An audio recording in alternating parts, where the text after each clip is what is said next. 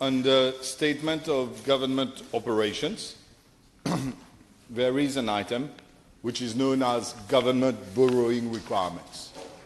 Now, Mr. Deputy Speaker, over and above the 22.5 billion rupees from India, the line of credit which has been disbursed, it is interesting to note the level of massive debts that this government is planning to take over the coming years. If we look at the figure for government borrowing requirements for 2017-2018, it is a staggering 20.9 billion rupees. For 2018-2019, that's another staggering amount of 22.7 billion rupees. And when we look at 2019-2020, we're talking about 17.4 billion rupees. If you add up, Mr. Deputy Speaker, 20.9 billion 2017-18, 22.7 billion 2018-19, and 17.4 billion 2019-20, it comes to 61 billion rupees of debt over the next 3 years. These are the figures of the Honorable Minister of Finance, the government borrowing requirements. So the debt ceiling is going to go well above the 300 billion rupees threshold. Because if we are going to take the figures as they are now, it has already come to 296 billion. Now you add for the next 3 years another 61 billion, you're talking over 340 billion rupees of debt. And we're not even talking about the line of credit from India, because this is off balance sheet.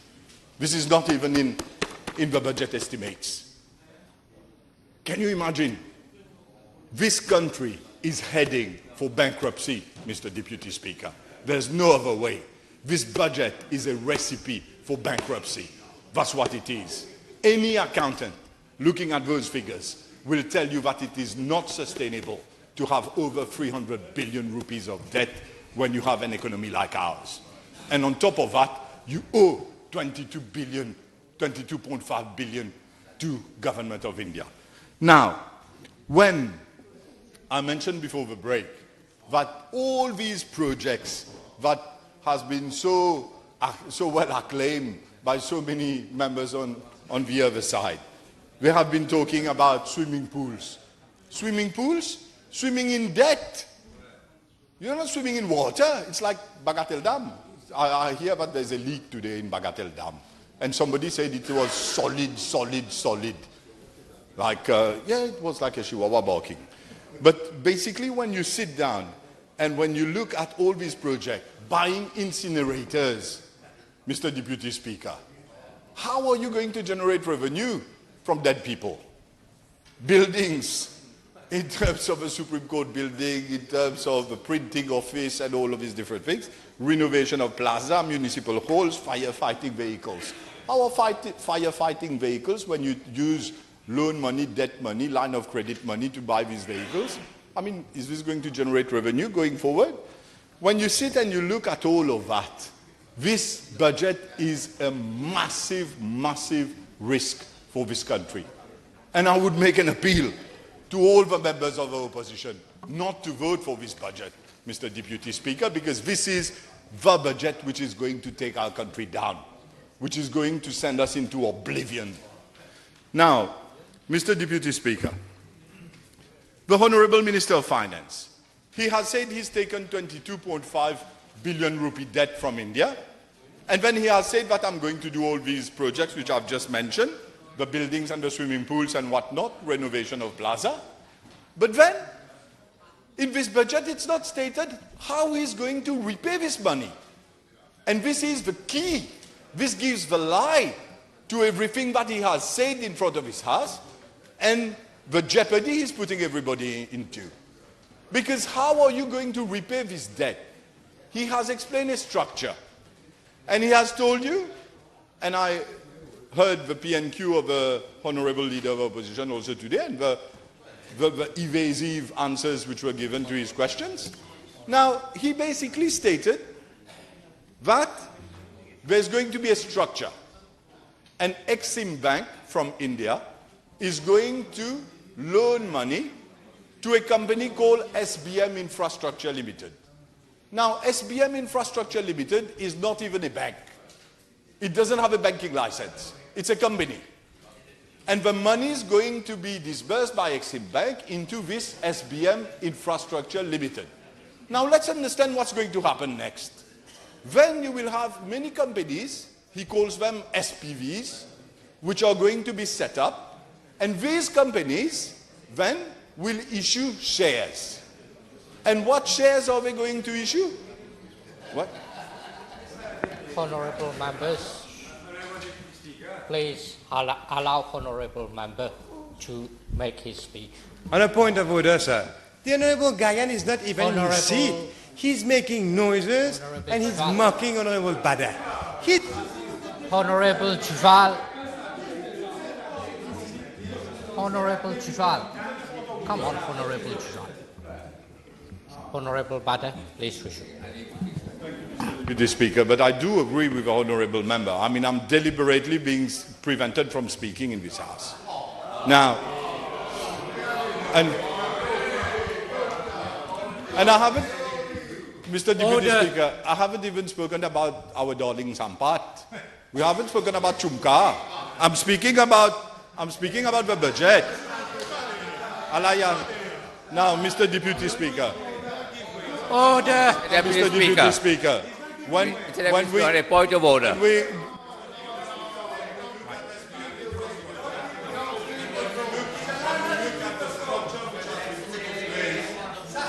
I am on a point of order, Mr. Deputy Speaker. Honorable Bhadain, allow the honorable member to take the point of order.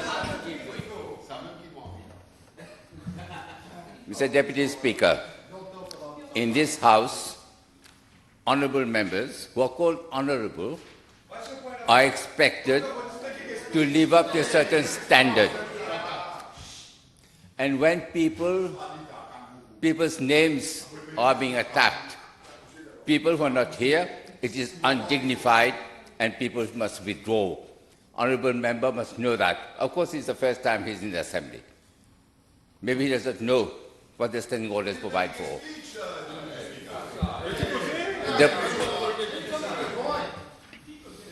The point is that the honourable member has to restrict himself, confine himself to what is contained in the budget and go. Otherwise, I'll be start to kiss my hand. Honorable Bhadain, please resume. Thank you, Mr. Deputy Speaker. I'm deliberately being interrupted by people who are here just to do this. Sampat Limited.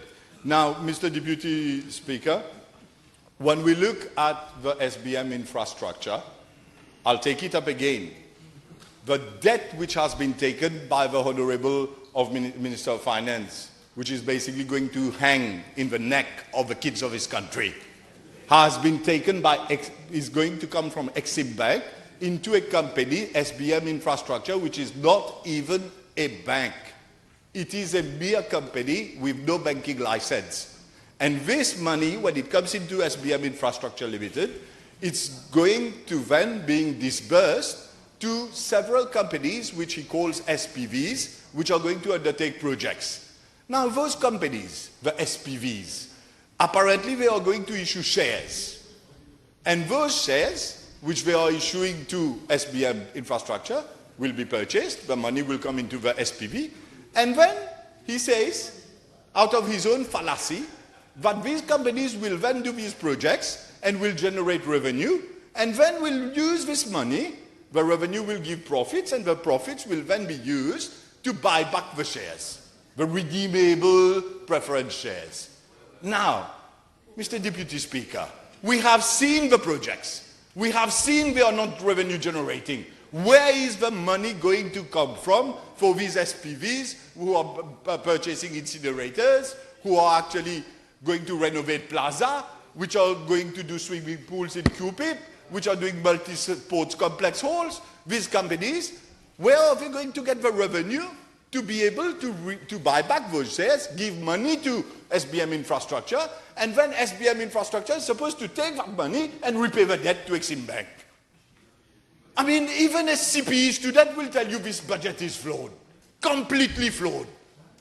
And I say again, don't get misconceived by the Jisoo on Japan over 1,000 rupees, which was said was being given to people who are earning below 10,000 rupees. Because we all walked out of here believing that 1,000 rupees is going to people who are going to earn less than 10,000. A blatant lie. When you look at the annex, it's people who earn less than 5,000 rupees who are going to get 1,000 rupees, and they must be in full-time employment, and they must be paying, the employer must be paying NPF for them. How many persons in Mauritius are earning 5,000 rupees on a full-time job, and the employer is deducting NPF and SF and paying over for these people to benefit for over 1,000 rupees now? How many people?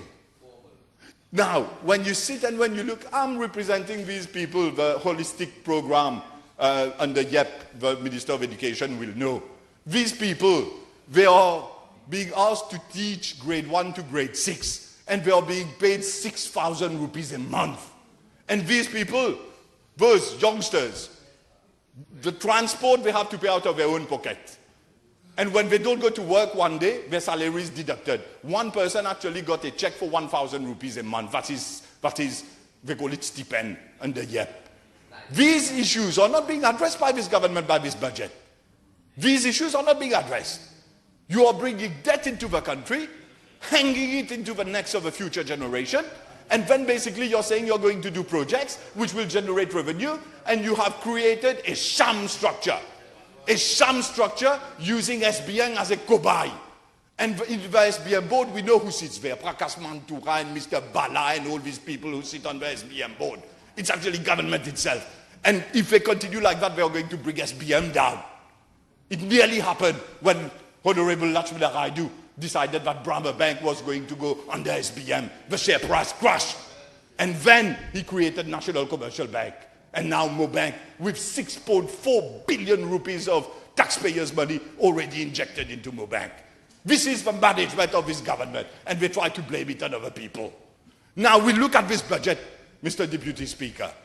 That structure, these companies, are they going to fall within the Procurement Act?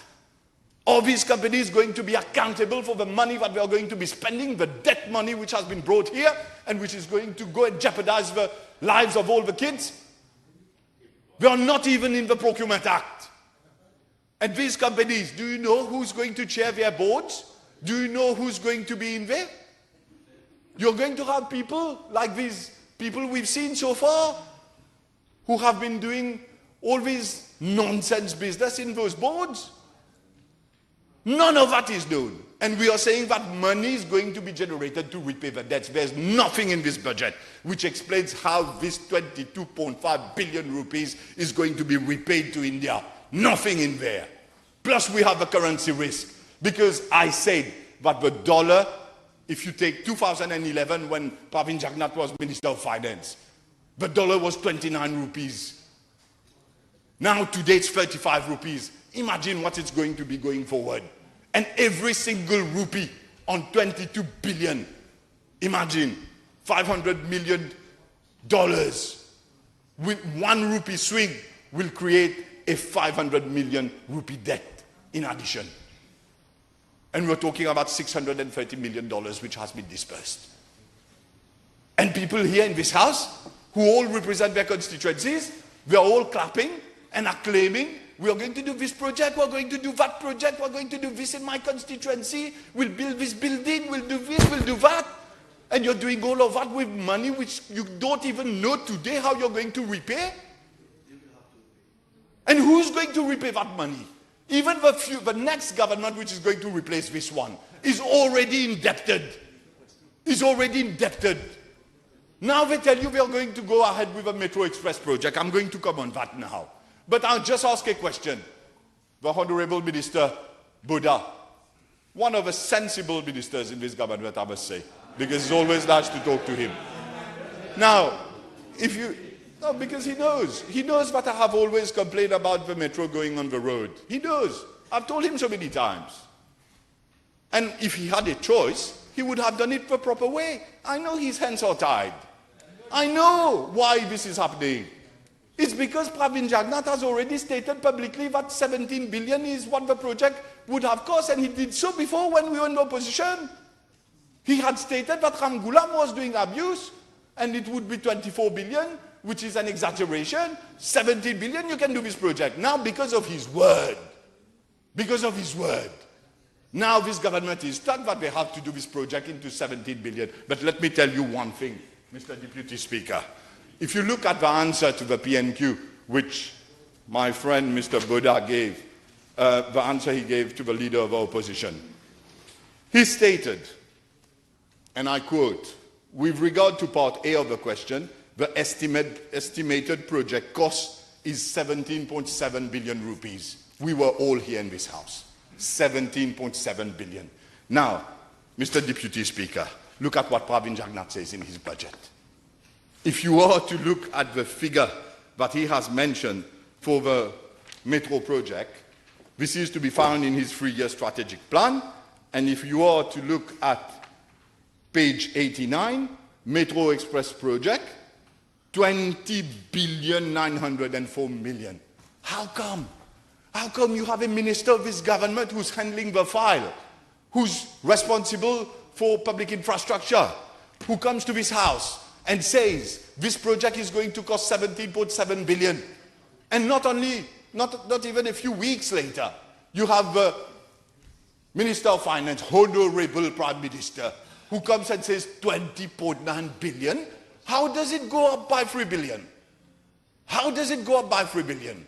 Is this file being handled by my honorable friend Bhadain, or is this file being handled by the crony sitting in the Prime Minister's office?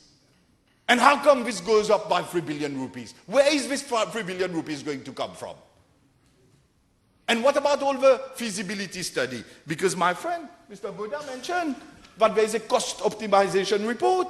He said, and I quote, that at the request of the government, the Singapore Corporation Enterprise submitted a cost optimization report with a new reference design on 26 October 2016. But if that cost optimization report showed that the total project cost is 17.7 billion, I mean, what happened now?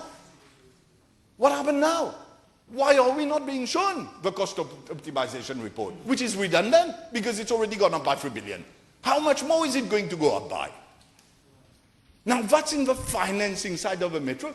You take this whole budget, Mr. Deputy Speaker, you remove all the gimmicks. I'll tell you one thing. There's only a debt of 22.5 billion from India, and there's a Metro Express project of 20.9 billion. That's the only substantial things you have in this budget. And these two things are going to take this country down. And it's being done by a Prime Minister who has not even been elected as Prime Minister of this country. And he has no moral stand to basically take this forward, because if he wants to take this forward, he needs to have the blessing of the people. He needs to go back to the people. Give the people the right to vote. Give the people the right to choose. Give the people the right to say, yes, we believe in you, we trust you, you are the leader of this country, and whatever you are going to be committing us to, we will accept. The metro project, Mr. Deputy Speaker, you go on internet, on Facebook, you will see so many videos of Honorable Lakshmana Raidu, of what is known as Minister Mendo today, Gepetto, for Pinocchio. Now, you go and see his video. You know what he's going to show you? What he says to Nawaz Nubaks, interviewing him? He says, Metro, non. Why do people in the rural areas, all these MPs sitting, I see my friend Raghubar there, in number 6, all these, number 5, Mr. Kalichan, how are they going to justify it to the people in their constituency that these people are going to be indebted, their kids are going to be indebted, but the metro runs from Cupid to Port Louis? And they will have to pay. Not only they will have to pay, these MPs will have to go and explain that to their people there. Why their taxpayers' money is being used 22.5 billion to go and finance 20.9 billion. I wish them good luck. Now, Mr. Deputy Speaker, let's look at what my honorable friend Bhadain said about the metro project. Yes. Well, I still call him a friend because he's a sensible person who I very much believe will look at the metro project again and make other people come to their senses. Because he wouldn't want to be like Bechu after the inundation. Yes, He please wouldn't want to address be like yourself that. to the chair. Non, la cousine met l'idéo. La cousine met l'idéo longtemps, dit. Ouais. So, Madam Speaker, sorry, Mr. Deputy Speaker, talk about la cousine, goes to Madam. Mr. Deputy Speaker, Honorable Bhadain mentioned to this House that the financial model for this project is based, I'm quoting from his answer, on an average daily ridership of 80,000 passengers in each direction. I believe he's mentioning 160,000 people who are going to be traveling back and front in the metro every single day. Every single day, 160,000 people? Because let me tell you, I went on the net and I've done a lot of research in terms of how many deaths metro on the road has caused. Everybody in this house can go and check in Denver, in Houston, in New York, in so many places, in Australia, Victoria, Australia. They're removing the whole thing from the road now. But the most important one is Detroit. If you go on Google and you type Detroit people mover, you're going to see videos of how in Detroit, in the USA, they planned that there was going to be 60,000 people traveling. Not 160,000, 60,000. But in actual fact, there were only 6,000 travelers. And you know what happened to Detroit? Detroit as a city had to file for bankruptcy, Mr. Deputy Speaker. File for bankruptcy because of a metro project which was put there. Now, the same thing happened in so many other cities. If you look at the number of accidents where cars actually hit those trains, I've mentioned about Quatre-Bornes. Honorable Bhadain knows very well, but as an MP for Quatre-Bornes, I've always complained that on Saint-Jean Road, it would be completely nonsensical to take away the two middle lanes and to put the rails on that road from Saint-Jean to where the municipality of Quatre-Bornes is in the center of Quatre-Bornes. Just imagine, Mr. Deputy Speaker, I'm sure you know the road also. If you take from Saint-Jean, you're going to La Louise, and the middle lanes are now going to be the rail track for the metro. It leaves you with the two small lanes, which were previously car parking space, but which had been made into a second lane. Only those two small lanes, which now will be where all the vehicles will drive, including the buses. So if you have a bus which is going on the left lane, and it has to stop to take passengers or to offload passengers, or if you have a car which breaks down on the left lane, I had put the question, what happens then? What happens to the traffic behind? And you know what the answer was? The answer was, it can overtake and drive on the rail track. And I thought, gosh, are you saying that cars are going to be driving on the rails where the trains are going to come at such speed? And I asked, what is the frequency of those trains coming? And I was told, every 3 minutes. Every 3 minutes you have a train coming. I even said, but if somebody gets sick and has to rush to Condos Hospital, how do you drive on Saint-Jean Road, going to Condos Hospital in a SAMU vehicle, if you have trains coming? Now you take what's happening on the other side, in terms of Victoria Avenue. The whole promenade is being taken out. And you have people's houses. You have religious buildings there. Il y a une grotte, you have a small coville, and all of that is happening next to that promenade. You're taking away a promenade and putting it in front of these houses. Then you get to Belrose. There, Mr. Deputy Speaker, they've decided to take the whole of Bazaar Belrose out. Where people are going to go to buy their vegetables and everything else they buy in that marketplace, God knows. God knows. Some suggestion has been made, Palma. Some other suggestion is next to Cité Giraud. But when you look at people in Belrose, how are we going to walk from there to go to these places to buy their vegetables and come back? And not only that, when you have a train coming on what is now Bazar Belrose, you have Avenue Ollier, which is perpendicular, and the train is going on the road. How is it going to cross over Avenue Ollier to go on the other side? By having those stop-goes, the barriers, you'll stop traffic on both sides, and you have all the traffic lights and all the other things which are there. And when you reach a little bit further, the same problem for Boundary Avenue, Boundary Road, because it's perpendicular, so the train will have to stop all the time. I can't see the Honorable Minister for Energy, but I would like him to explain how much energy is going to be consumed by this project. It's run with electricity. And in terms of those trains going and crossing those roads, I said it to people in my constituency, what if you have a small Chihuahua which is crossing the road? The train will have to come and the driver will have to brake. Huh? Because Chihuahuas might get killed with the way they are putting this on the road. Yeah. Now, Mr. Deputy Speaker, when you sit and you look at everything which is being done with this metro project, I looked at this 3-year strategic plan. And when I looked at that section which the Minister of Finance, who believes that this is the project which is going to show his bilan will be the number of people who have died on the streets because of this metro project. His bilan will be the bankruptcy in which he has put this country with this level of debt. That will be his bilan. And then he will have to come and explain to people, like other people who have basically led to all these people dying in the floods in this country.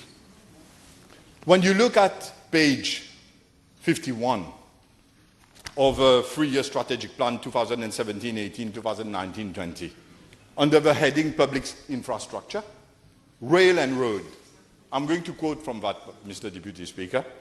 Government will be investing massively in inland transport infrastructure over the next 3 years, including 13 kilometers of new commuter rail, Metro Express. I stop there. 13 kilometers? But everybody knows from Cupip to Port Louis it's 28 kilometers. How come it's gone down to 13 kilometers now? How come in this budget, in the 3-year plan, we're talking 13 kilometers, and the price is going up from 17.7 billion announced by Honorable Bhadain to 20.9 billion announced by Pravin Jagdan? But how come 3 billion up, but when the kilometers goes down? Port Louis Cupip 28, now it's saying 13 kilometers? And I thought, I was talking to the Honorable Leader of Opposition, and I said, is this right, 13 kilometers? And basically, I then found out that at the bottom of the page, he was telling me maybe it's a misprint.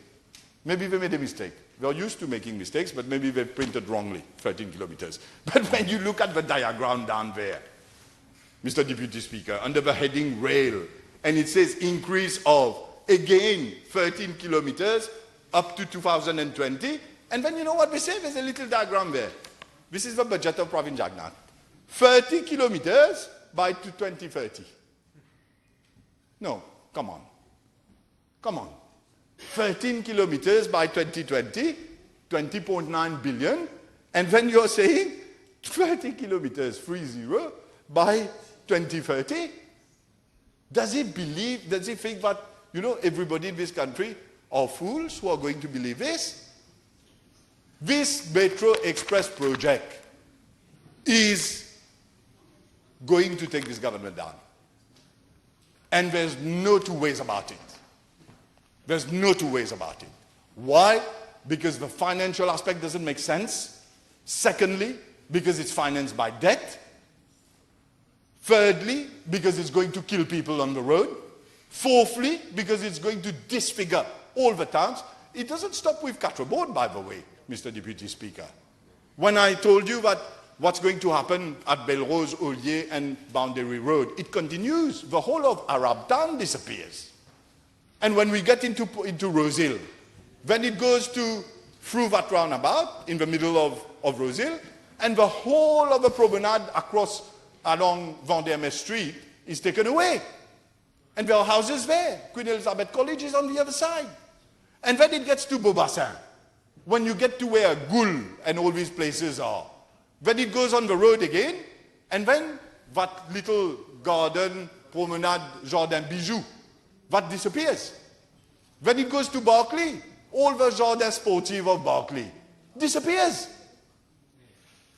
And when the point was taken here as to why there's no EIA report on this project, why it has been exempted, after the leader of the opposition raised the issue, then basically, a few weeks later, Cabinet decides.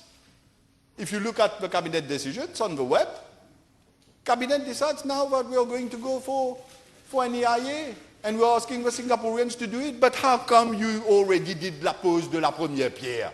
How come you've already spent all this money into the virtual nonsense that has been shown to all the people of this country? How come you've already spent 10 billion rupees? How come you've already paid the Singaporeans? When you add up all the costs, it's already reached 1 billion rupees. And now you're going to go and look at the environmental impact assessment of the Metro Express project? After having done all of that? People in this country are too tolerant, Mr. Deputy Speaker. In another country, there would have been riots already. Now, when you sit down and when you look at what's going to happen after that, you go from Berkeley. Then it has to come to Port Louis. So you have this huge precipice from Balfour all the way to Coromandel-Richelieu. I understand, I'm told, it's about 109 meters deep. Now they say they are going to build a bridge. A bridge which is going to take it from Coromandel to go to the other side of the motorway and then go alongside the motorway to get into Port Louis, through Pai and all that. But that bridge, is that in the cost? We don't know. Total opacity. How long is that bridge going to take to build? I haven't seen any bridges in here, in this document presented by the Honorable Minister of Finance. This metro is taking everybody for a ride.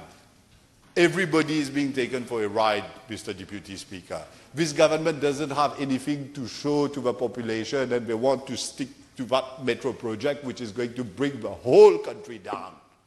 Not only because of the level of indebtedness, not only because we've already reached bankruptcy stage with that level of debt, which is going to basically bind the next government and probably the government after that. But when we are looking at how they are stubborn to go ahead because of political ego, that's why I say Honorable Bhadain is the only sensible minister I know who can raise issues. But then again, he's not in the kitchen, so I don't know what's going to happen. So basically, when you look at that situation, can this country afford to have that kind of a project jeopardizing the lives of all the future generation, of the kids? We have so much problem. Have a look at the figures in here. I'm not going to detail it all out, but if you look at youth unemployment, it's going up. It's going up. 24% of people unemployed are youth. When you look at graduates, my friend Honorable Kalichan knows. When he started with a youth engineer training scheme, there was, if I remember correctly, 783 people who applied, who registered. 150 got posted. What happened to the other 600? Doctors. What's happening with doctors in Mauritius? On the financial services side. When I was there, I created the Financial Services Institute to match all the graduates who have been studying law, finance, administration, and all that, and link them up with those companies which FSPA were bringing in. And like All Mutual and all these AXA, Lloyds and all of that, so that the captive insurance, palm captives, to train these people and employ them. You know what they did? They got rid of FSPA. They sent it to Mr. Sampere under the Minister of Finance. I don't know whether the Minister of Financial Services have any institutes under him now. Because when you look, apart from the regulator, the FSP is gone, FSI is gone, why have a Minister of Financial Services? Put the whole thing under Minister of Finance. When you sit and when you look at the FSI, they've stopped it. 1,500 graduates had registered in the space of 2 weeks. Now when you look at all these people, the leader of opposition came up with that P&Q on UTM the other day. When you look at all these people who are coming out of the system, whether it's UOM, whether it's UTM, whether it's Charles Taillefer, Middlesex University, all this distance learning, plus you have all these people who have gone and studied abroad. With Brexit now, they can't even work over there. They have to come back here. What's going to happen in 3 years' time? Has this been catered for in this budget? We're going to buy incinerators with India money? This has not been catered for. This country is heading for a crash. In terms of employment, you look at pension. The Minister for Pension, I don't know who's the Minister for Pension now. Okay. Mr. Sinatambu. When you look at the pension, have you seen the measure relating to that investment authority, the MNIA? For years and years, the NPF has been managing the funds, investing the money. If you look at the Statistics Mauritius website, you will have all the investments and how much has been generated as return. But when you sit and you look at what we are doing now, we are getting rid of the NPF Investment Committee.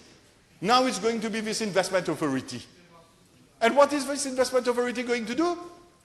Take that money and start investing overseas, taking more risk. We all know what is the relation between risk and return. If you want more return, you will have to take more risk. And the moment you start doing that, with 106 billion rupees of pensioners' money in this country, you're taking this whole country in a direction where it's going to be risky again. Whether it's on the debt side, whether it is on the pension side, in terms of youth employment, in terms of graduates coming out of universities, there are no plans. This government has no plans. The only thing they are doing, and I know that very well, Mr. Deputy Speaker, what they are doing is they are saying, okay, we have reached 2.5 years, 3 years, whatever of our mandate. We need to have something. We've had a change in prime ministership. The passation was the most important thing, the biggest con of this century. And now what you have to do is you have to show to the people that we have one project which has been done so that we can tell everybody, go and vote for us. But let me tell you one thing, Mr. Deputy Speaker. In Quatre-Bornes, Belrose, Quatre-Bornes, I wish them all the luck. Come there, I'll be waiting there. And we'll see how many people are going to vote for you. We will see that. Now, Mr. Deputy Speaker, we are going, well, Chihuahuas are not allowed to be candidates. Now, when you look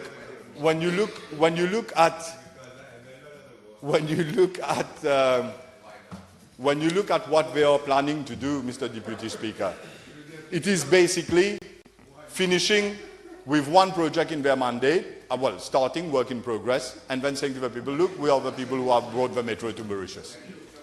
But bottom line is they are going to crush the country. It's already crushed. With this budget, it's already crushed. And I'm making an appeal, again, not only to the members of the opposition, but all the members, the MPs who have been elected in all these other constituencies, whether they are from the rural areas, like Mr. Raghubar from number 6, Mr. Kalichan from number 5. You will have to go and answer to your mandates as to why their money is being used in a project which is going to crush the country. You will have to explain that. And, Mr. Deputy Speaker, when we look at the whole situation, if this budget goes through, there is no way back. Because I am told, I don't know, Honorable Bhadain can confirm later on, I am told that both Afcons and the other company, their bids are actually much higher than 20.9 billion. Much higher. I hope that the Honorable Minister will break his chains and stop operating in the opacity which has been shielded on him by this government and come in full transparency as a honest patriot and tell everybody how much money is this going to cost this country.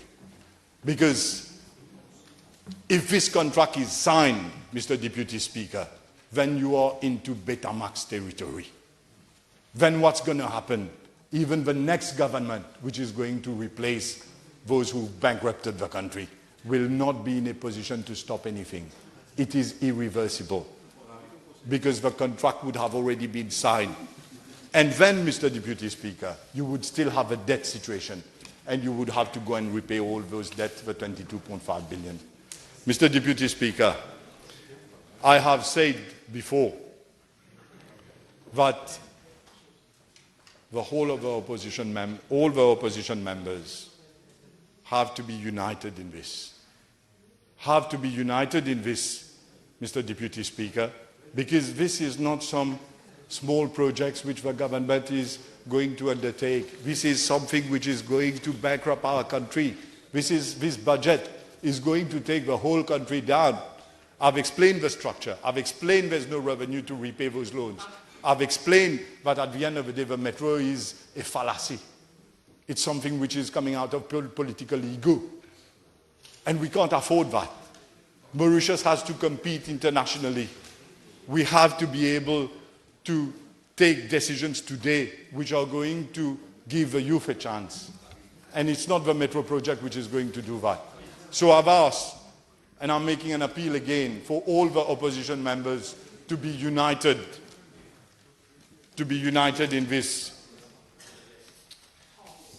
Mr. Deputy Speaker, to stop this project. Because this project is not something which this country can accept. I've also said, Mr. Deputy Speaker, that if government is to go ahead with a Metro Express project in my constituency in Catrobon, then I will resign my seat from this Parliament. I have said, Mr. Deputy Speaker, that the people of Belrose Catrobon will have the opportunity to vote on a referendum basis for the whole of Mauritius to decide whether this metro project is something which is acceptable or not acceptable. And, Mr. Deputy Speaker, I can tell you that I have already gone door to door in all the streets of Belrose Catrobon, whether it is in Lassos, in Candos, in Belrose, or in Sodnak. I can tell you, I was explaining to these people how dangerous it is for the metro to be on the roads. I referred to Saint-Jean Road, and I referred to Belrose and Ollier and Boundary. But I can tell you what I've been told is that it's not a question of elevated structures. People of Catrobon, Belrose are saying no to the metro project itself. It should not happen, because this will bankrupt this country. The financing is completely flawed. The Honorable Minister Bhadain knows about that. Now we're talking about 13 kilometers. All the projections, all the figures are flawed. The Indian companies are not agreeable to them. He gave dates that he was going to come and submit those cost optimization reports. None of that has been given.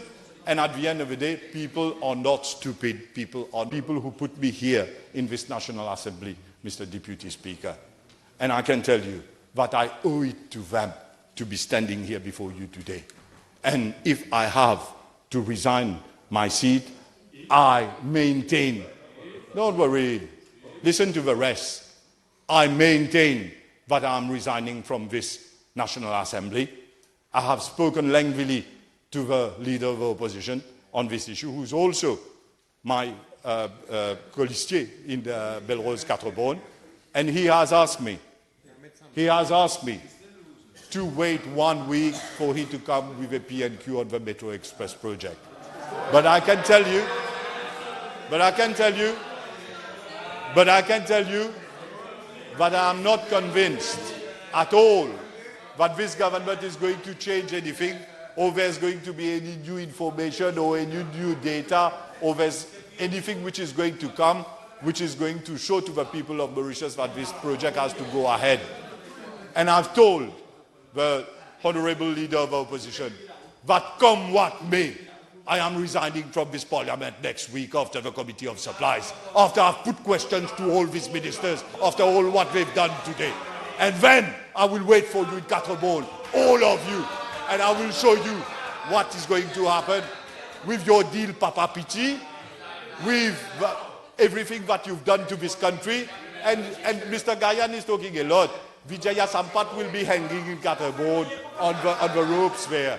You can go and see her. Madam Speaker, Mr. Deputy Speaker. Order. Mr. Deputy Speaker. Mr. Deputy Speaker. We are going to show to this government that it is time for them to go.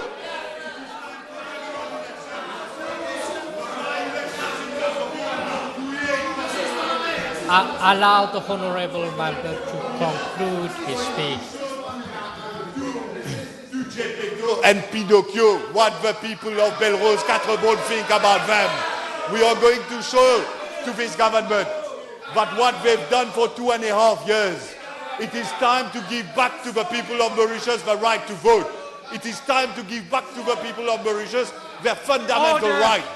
It is time for this abusive government to go away. It is time for them to stop. It is time for them to stop all this abuse, the courtier, the mafia, and everything they are doing to this country. All the money they are stealing, it's going to be disclosed in the electoral campaign in Catterboard. I'm waiting for all you there. And you can also inform the Honourable Minister of Finance, Pravin Jagnnath, that his case, where the fraud office in the UK is investigating on him, the Honourable Prime Minister of his country, this is going to be disclosed in Catterboard. Tell him I'm waiting for him there. Thank you.